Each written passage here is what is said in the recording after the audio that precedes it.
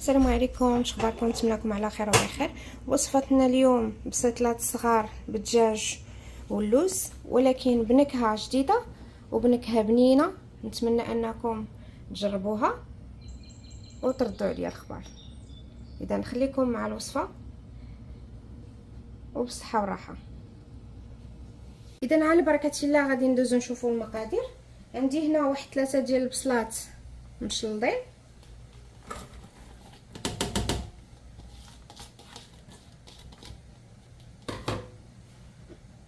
عندي واحد القبيطه ديال القزبور معدنوس، 3 ديال دروسه ديال الثوم، معلقه كبيره ديال السمن، وواحد نص حامضه غير اللب ديالها نقطعه.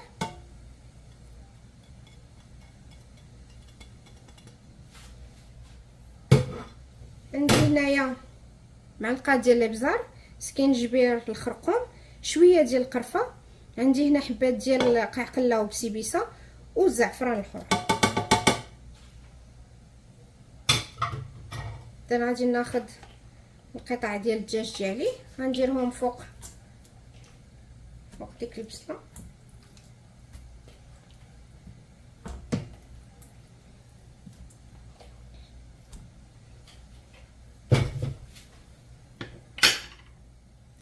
غادي نضيف عليها زويته بلديه والملحه، وغادي نردها طيب على عافيه مهيله، ما غاديش انايا المرق. اذا غندير الملحه وندير لها نسد على الكوكوط وندير الصفاره كيف ديما، كيف معروف كنقول لكم دائما، يعني الطياب على العافيه مهيله كيكون فتي احسن من الكوكوط مجهده. اذا غادي نرد عليها ونرجع معكم نشوفوا باقي التحضيرات.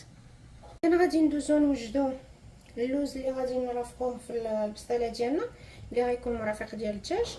اذا عندي هنايا اللوز مقلي، مقشر ومقلي ومطحون مع سنيده والقرفه. عندي هنايا واحد تقريبا واحد نص كيلو ديال اللوز مع 4 أو 5 ديال المعالق ديال سنيده، 2 معالق كبار ديال القرفه. ثم اللي اضافه الجديده هي سكينجبير اللي مجفف، سكينجبير مجفف. انا استعملت هذا، يعني هذا حكيته في هذه العقده اللي غادي نخدم عليها. ثم غادي نضيف واحد 2 معالق كبار ديال الزبده، يعني خلطت هنا الخليط مع شويه شي حبات ديال المسكه الحره. اذا غادي نعاود، عندنا اللوز، القرفه، السكر، المسكه الحره، ثم سكينجبير والقرفه. غادي نضيف واحد المعلقه كبيره ديال العسل، غنضيفها لهاد اللوز، واحد المعلقه كبيره. ثم غادي نخلط اللوز اللي عندي هنا. النسمه ديال سكينجبير المجفف اولا كونفي كتكون رائعه، كتعطي لهاد اللوز واحد المذاق رائع. هنا على فكره ممكن، انا دائما كيف كنقول كنعطي الاضافات اللي ممكن تكون بديله. ممكن ديروا شريحه مع اللوز كتجي حتى هي زوينه. ممكن ديروا المشماش، يعني كطحنوا المشماش مع اللوز. يعني هادو اضافات اللي كيعطيو واحد النكهه مغايره اللوز. كنخرجوا من المذاق ديال اللوز غير مع القرفه. وعندي هنايا نسيت، عندي هنا واحد ساشي ديال زهره البرتقال. يعني الا عندك المزهر، ما عندكش كديري واحد ساشي ديال المزهر، ديال سنيده المزهر، واش كنقول لها زهره البرتقال. اذا هنايا خلط العناصر. هنا راه ما كيجيناش بحال العقده اللي كنخدموا بها في البريوات، يعني هذا ما تيتشكلش عجين. يعني كنحاول كيبقى عندنا هكا مفرك. اذا جانست لي العناصر كامله. اذا غادي يخرج الدجاج ديالي طيب. غادي نحيد الحيمه ونخلي هذيك البصيله باش تغمر مزيان، وندوزو نخدموا البسطيله ديالنا. اذا انا وجدت اللوز كيف كتشوفوا، انا مهرمش، ماشي مطحون كاع، ماشي غليظ، يعني كيبقى شويه، ما تيبقاش حرش ولكن ماشي معلك. دار القوام ديالو كيف كتشوفوا هو هذا.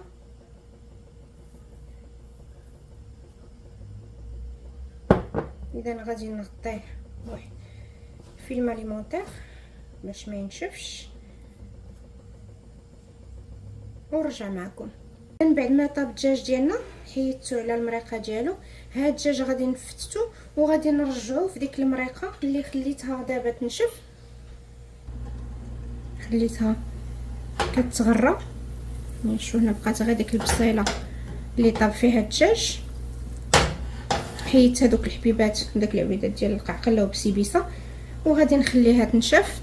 بيد ما نفتت هاد الدجاج اللي عندي ونردو هنايا يتشحر مع هاد المريقه. زائد غنضيف عليه واحد المعلقه ديال الزبده باش يطرى لنا الدجاج. هنا كتشوفوا داك البصيله نشفات، بقات غير زويته، هي اللي غادي نضيفوا ليها داك الدجاج وغادي نشحروه مزيان فيها يتشرب مزيان هاد الدغيميره هنا. لان غادي نخلطو، لان غادي ندير بسطيلات فرديين. كنت غادي ندير بسطيله كبيره، كنت غادي نخلي هاد الدغيميره غنديرها بوحدها، يعني غنديرها طبقه اخرى من فوق الدجاج، ولكن انا غادي ندير بسطيلات فرديين. اذا غادي نخلطهم كما كتشوفوا نشفات من مره، يعني بقات غير زويته والبصيله يا سلام. اذا غادي ناخذ الدجاج اللي قطعناه صغير، غادي نضيفوه، حيدنا منه العظيمات، حاولوا نحيدوا دوك العظيمات الصغار، وغادي نردوه نشحروه عاوتاني في وسط من ديك العقده ديال البصله اللي خلينا، وغادي نخليوه يبرد باش غادي نعمروه بزاف العدس. خص العماره تكون بارده، تكونش سخونه. اذا كنحاول نخلط داك الدجاج باش ياخذ ديك التغميره ديالو كي تشوفوا. كنحاولوا نلبسوه مزيان التغميره. وهنا راه كلشي ناشف، الدجاج ناشف. اذا كيف قلت غادي نضيف واحد المعلقه ديال الزبده، نضيفوها لداك الدجاج باش يبقى عندنا الدجاج طري فتي ماشي ينشف.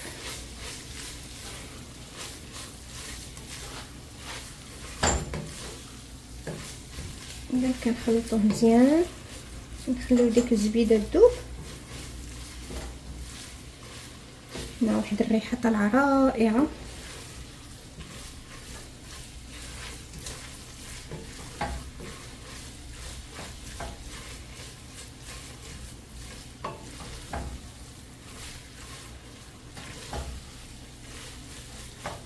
هنا الدجاج ما كنضيف له لا عسل لا سكر لا حتى حاجه، نخليه الدجاج باش يبقى ديك الفرق ديال الملوحه مع الحلاوه ديال اللوز يعطينا الفرق. اذا الدجاج ديالنا راه واجد، غادي نخليه يبرد وغادي نرجع معكم باش نشوفوا العماره. اذا على بركه الله غادي نبداو نعمروا البسيطلات ديالنا. انا كنعتمد هاد الورقه. اذا اولا غادي ندهن الورقه ديالي كامله بالزبده، وعاد غادي نبدا في التعمار ديالها. اذا هنا كندهن الورقه ديالي مزيان بالزبده،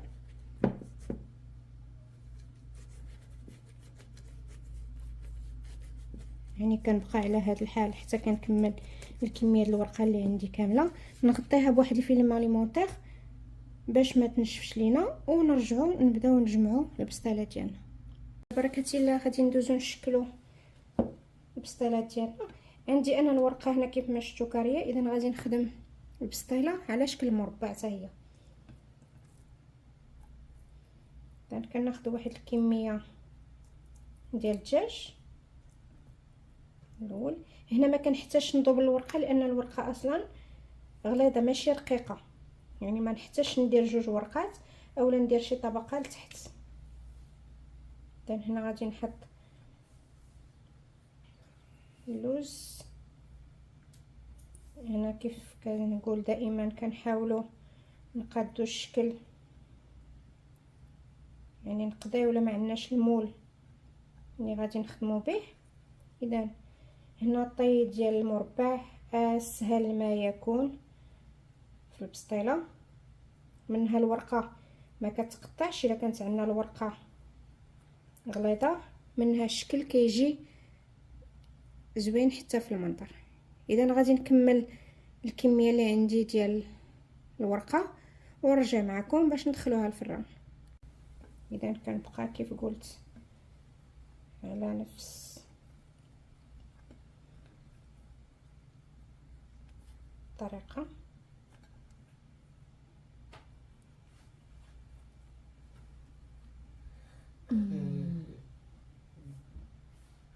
كيف قلت غادي نبقى على نفس الطريقه حتى نكمل الخليط اللي عندي.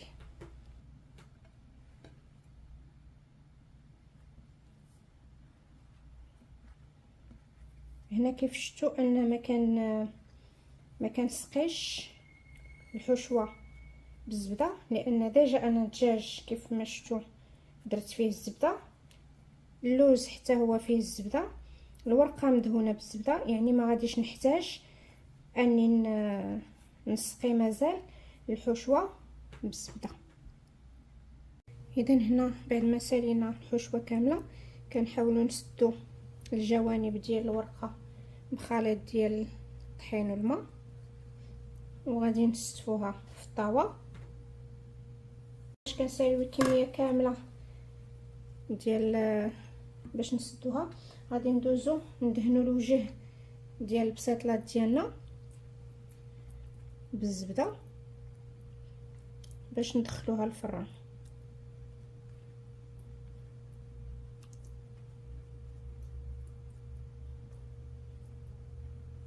اذا هذه غير الزبده ندوبتها قبيله شويه، دابا شدات راسها معليش.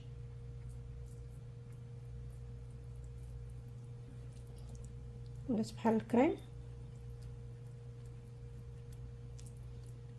اذا غادي نكمل البسطيلات اللي عندي كاملين وندخلهم الفران. اذا بعد ما كطيب لنا البسيطلات ديالنا نتوما كيجيو على هذا الشكل رائعين حلوين صغيورين والمذاق رائع. اذا كنحاولوا نديكوريهم بالشكل اللي بغيتي. ممكن دير العسل ولا موديفيلي، انا اختاريت ندير القرفه والسكر كلاصي. انا اختاريت نديرها على هذا الشكل، ولكم نتوما تفننوا في التقديم.